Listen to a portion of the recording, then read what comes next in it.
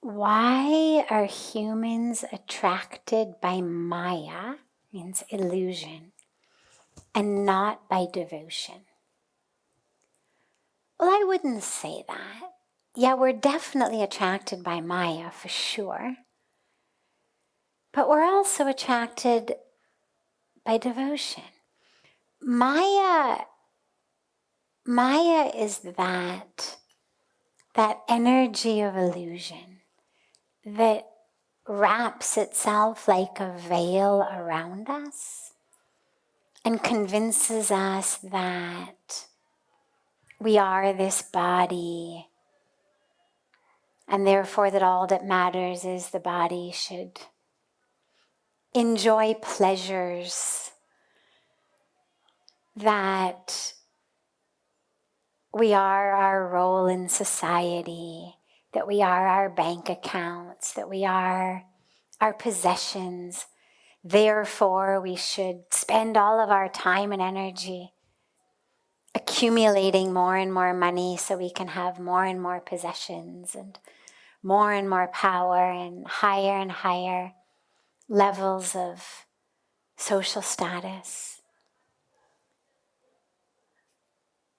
Maya pulls us outward, away from our hearts, away from our souls, away from truth, into all that glitters, essentially.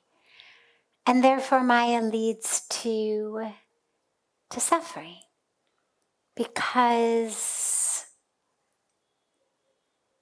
when I think that I am this body, and I think that I am its role, and I think that I am its possessions and its power and its relationships, and well, then there's never enough. Then I need more power, I need more money. Why does this guy have more than I do? Why does she have more than I do? Why this? Why that? It's not fair. Then there's greed, there's lust, there's competition, there's feelings of inadequacy. So Maya leads to suffering.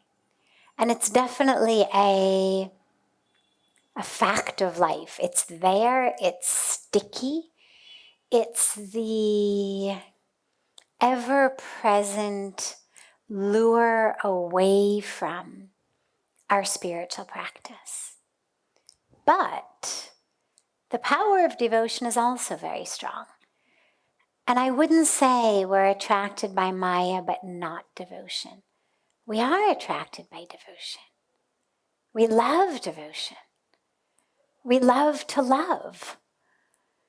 It's why, with no advertising, many hundreds to many thousands of people show up at Ganga Aarti every night. It's why people flood temples. It's why people all over the world are sitting in front of some beautiful image of the divine, or sitting not in front of an image because to them the divine is formless. But nonetheless, their eyes are closed and they're in prayer and love. So there is what we call a Shakti of Bhakti, which is that power of devotion. And it absolutely pulls us. It's why, for example, whether you understand Sanskrit or Hindi or not, the Aarti feels so good. It's why, whether you are a Hindu or not, people love going to Kirtan. They love going to devotional chanting. Whether you actually worship Krishna or Ram or Hanuman or Durga, it doesn't matter. I remember Puja Swamiji and I several years ago were in Sao Paulo, Brazil, at this huge event with 15,000 people in a big park. It was a Yoga for Peace event, big park of Sao Paulo. You've got, 15,000 Catholics mostly, chanting and singing in ecstasy, with Jayutal with Krishna Das. Now, they weren't turning people into Hindus. It wasn't that these people now were going home and, actually worshiping in the Hindu tradition. But there's something about the power of devotion, of love for God, that feels so beautiful that it's going to draw thousands and thousands and thousands of people to come and to chant and to sing and to pray and to love and to be together, even if it's a completely different religion. That's bhakti ki shakti, or the power of bhakti, the power of love. So yes, Maya has a power. It is sticky. It blinds us. People talk about the veil of Maya, and it clouds our eyes. But for me, I've noticed it's a sticky veil. Because when I think of a veil, I think of something that could very easily be blown away by the wind. Like just a little bit of breeze comes and the veil would be gone. Whereas Maya sticks. Maya, you have to actually, quite consciously and deliberately, work to free yourself from. But you can. Every moment you spend in meditation is a moment you're free of Maya. Every moment that you spend connected to your true self is a moment you've broken free of Maya. Every moment you spend in soul-to-soul connection with another being is a moment you've broken free of Maya. So we break through a lot.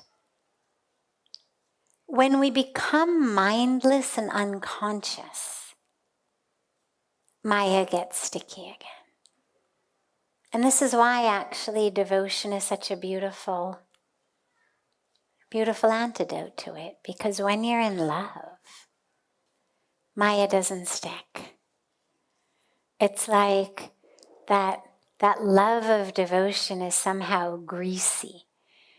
It's like covering yourself with ghee or something that actually keeps the veil of Maya from sticking on you. And it doesn't matter what your religion is. It doesn't matter how you conceive of the divine. But just to find love in your heart.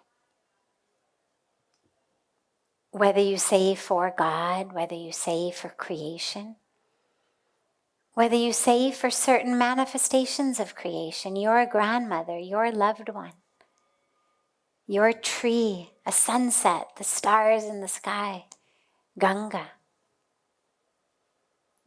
But just that experience of real love that transcends what you want from someone, that transcends the sensory pleasure or ego gratification that you might get from them. That's actually a love of that divine essence in them. That's devotion.